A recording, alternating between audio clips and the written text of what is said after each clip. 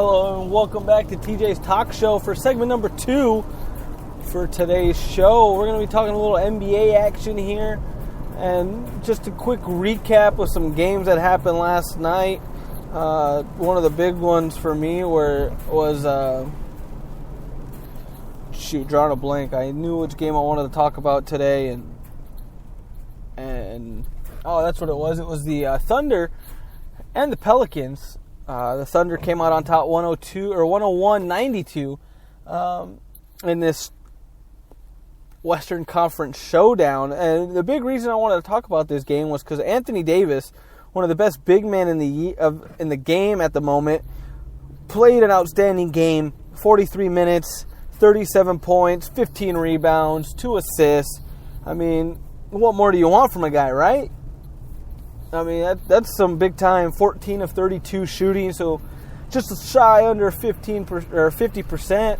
So, I mean, what else do you want from a guy? He didn't really get too much help anywhere else on the team. He had Buddy Hield second in scoring with 16, but you can't expect Anthony Davis to do everything unless, of course, you're part of the Oklahoma City Thunder team, and you have a guy by the name of Russell Westbrook. And he did what he does best, and that is do everything.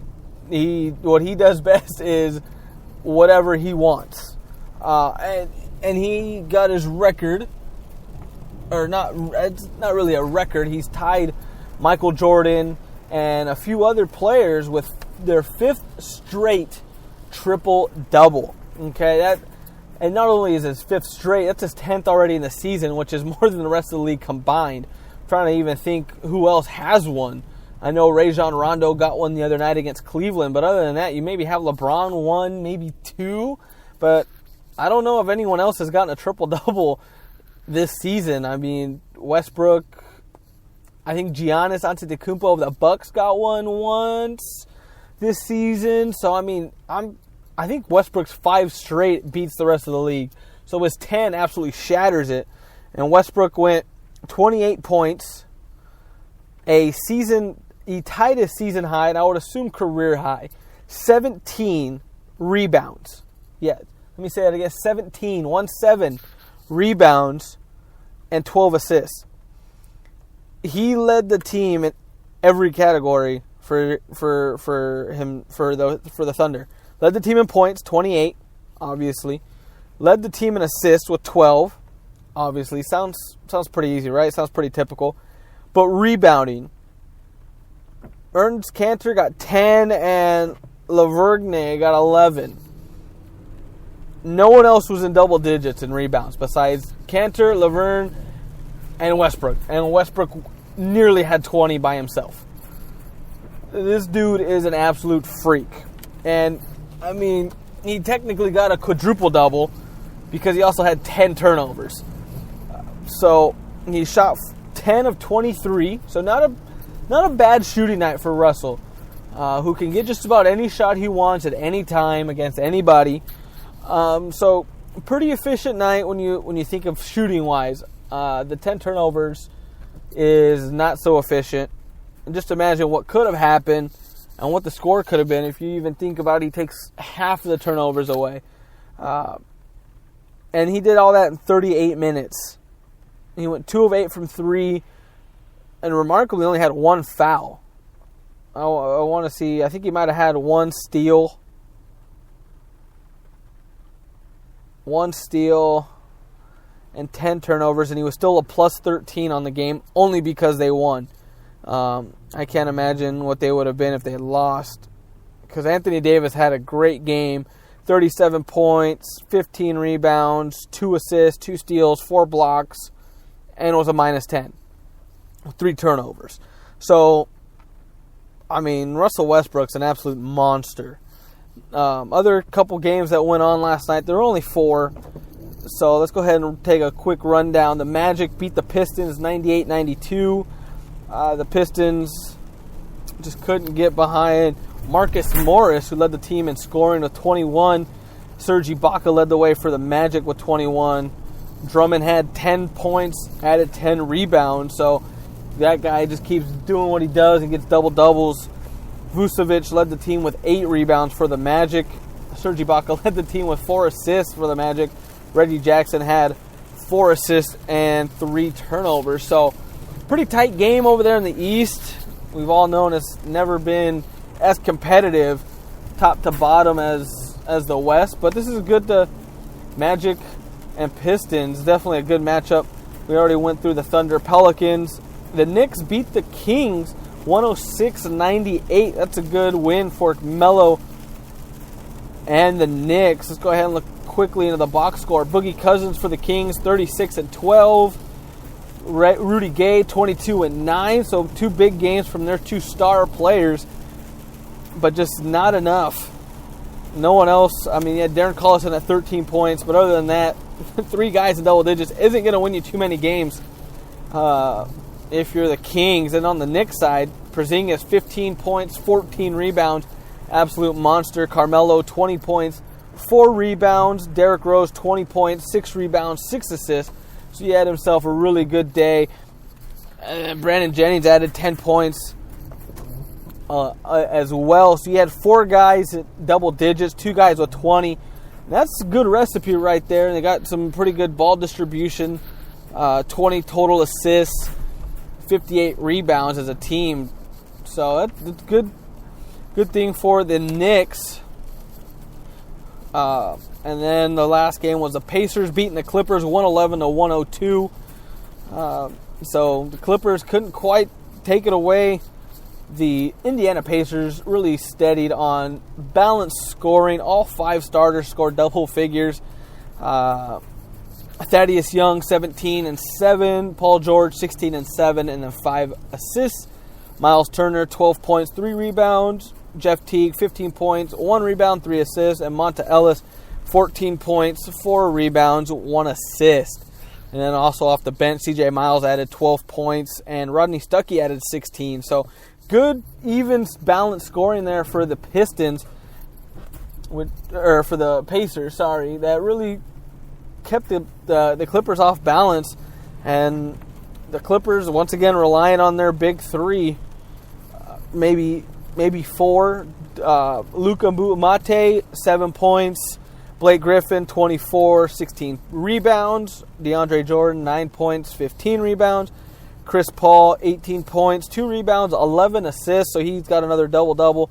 J.J. Redick added 15 points as well. And then coming off the bench, Jamal Crawford, the freak of nature that he is, the uber-athletic combo guard with 14 points. But, I mean, you have Paul Pierce, 0 points with 8 minutes. Wesley Johnson, 0 points in 3 minutes. Austin Rivers, 5 points in 15 minutes. So, I mean, just not really a great shooting night for the Clips. They shot 44% from the field.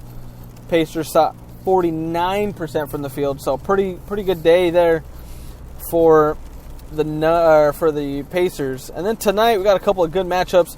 The Blazers going to Chicago to face the Bulls.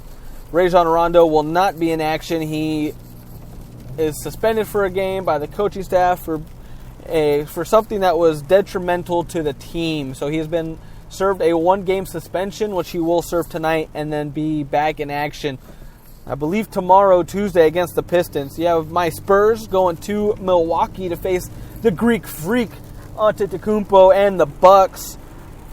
So that should be a good game there. Spurs 16-4, Bucks 10-8. Another matchup I like are the Cavaliers versus the Raptors. Cavs trying to stop a 3-game skid, and the Raptors trying to stay ahead of the Cavs in the standings here early on. The Raptors 14-6, the Cavs 13-5. Right now the spread's even, which is a little hard to believe, especially with LeBron and Kevin Love and Kyrie Irving playing the way they are. But don't overlook Kyle Lowry and DeMar DeRozan and Terrence Ross and Valanciunas and those guys. They can definitely ball out. The Thunder. I mean, Russell Westbrook will travel to Atlanta to face the Hawks, and Russell Westbrook will look for his 6th straight triple-double, and it's one that I think he can get. I don't really see Jeff Teague or Dennis Schroeder slowing down Westbrook, what if at all. You need Dwight and Millsap to get a lot of rebounds, because Westbrook, who also leads the team in rebounds, by the way, averaging 10.8 a game, is going to crash the boards hard. That's what he does. He's everywhere. That's what you need to contain. The Grizz go to New Orleans to play Anthony Davis, and that should be a good matchup. And then to round it all up, the late game, as the Pacers travel to Golden State to face Steph Curry, Kevin Durant, and the Warriors. So that'll be another intriguing matchup there. Golden State favorites by 13.5 at the moment. So look for them to take full advantage tonight. There's also a few rumors. Donatas Montejunas of the Rockets have offered him a offer sheet, which the Rockets had until today, or have until the end of today, to match a 4-year, $37 million offer sheet to the Nets. If the Rockets do choose to match, they cannot get rid of him for a full year from today. So he would be under contract until December 5th of 2017. But Montejunas hasn't really played a whole lot, but he does add a lot of versatility to lineups for the Rockets, so that's something they have to really think about. The Nets still looking for guys. I mean, in the offseason, they offered Alan Crabb a huge contract, one that the Blazers matched. Hasn't lived up to it to the moment, but he got a lot of money, and now the Nets are throwing money at Montejunas, and the Rockets have to match, or they let him go to Brooklyn and try to jumpstart their offense, or lack thereof. And then Nerlens Noel, still part of some trade rumors. He's still drawing interest from teams like Portland. And I know I mentioned last week possible Alan Crabb trade for Noel, who's still yet to play. But at the same time, when he gets healthy, he's going to have to play, because if the Sixers want anything good in return besides just a player, if they want to add maybe a draft pick or something along those lines, you need to play him so teams can see what he has. He's rarely played in his, I believe this is his 3rd year in the NBA. He's rarely played, so a guy that has very short track record, how do you get the most out of him? So a logjam front court is going to be even more logjam once Noel comes back and demands minutes, because if you're trying to trade him, he's got to play. Boston, Phoenix, Dallas, and New Orleans have all been linked to Nerlens Noel, or at least drawing interest towards acquiring Noel. So there's definitely something you have to keep an eye out moving forward before the February trade deadline. So, and then I got about a minute and a half to wrap this one up. But can we just go ahead and give Russell Westbrook the MVP trophy? Because dude's averaging a triple-double.